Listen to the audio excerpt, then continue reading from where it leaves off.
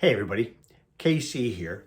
So, on Morning Newsbeat, we talk a lot about the difference between value and values. And one of the things I'm persuaded of, and there's been a lot of studies about this, is that more and more customers are as concerned about the values of the companies with which they do business as they are about the value of the products and services they get. The younger the customers, the more that seems to be the case.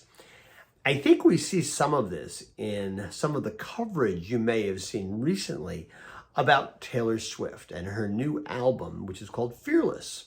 Except Fearless is not exactly a new album.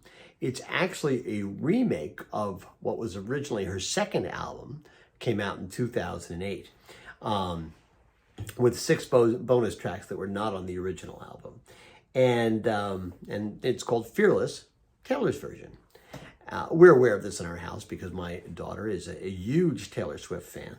And so we've been listening to the new album a lot.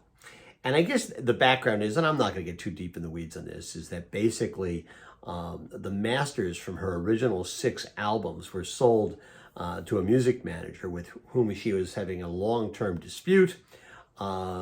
She felt that he had been abusive to her in her career in a number of ways. She wanted to buy the masters. They were sold out from under her.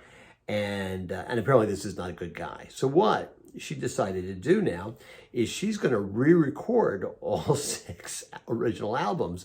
And she's going to do it in a way that basically, it's going to be just as good as the originals.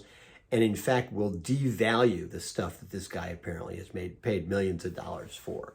And there's been a lot of stories. I mean, basically, I think Inc. did a story about her showing amazing emotional intelligence in terms of the way she has sort of very specifically and very strategically approached this problem.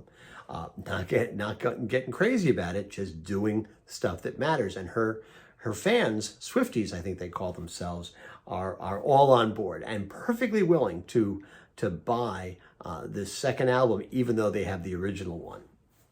And I gotta be honest, I can barely tell the difference between the 2 albums, but my daughter can totally tell and is completely on board at this.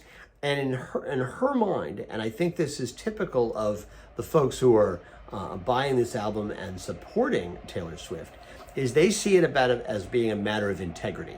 Integrity in terms of this stuff is very, very important to them. And she's really sticking it to the man, and they're very much in favor of that. Listen, I don't want to have a long discussion about integrity, especially if we're using the record business as sort of a model. But I do think it's about customer perception. And I think it's something that businesses have to be concerned about and they have to think about, is they want to be viewed as by their customers as having integrity. It's incredibly important. So this is Taylor Swift's version of integrity as well as Taylor Swift's version of her album. And, listen, the fact of the matter is, I think it's going to be like a top 10 album and maybe a number 1 album before you know it. She's going to make an awful lot of money about it, but she's also making a statement, and it's a statement that her fans are making as well.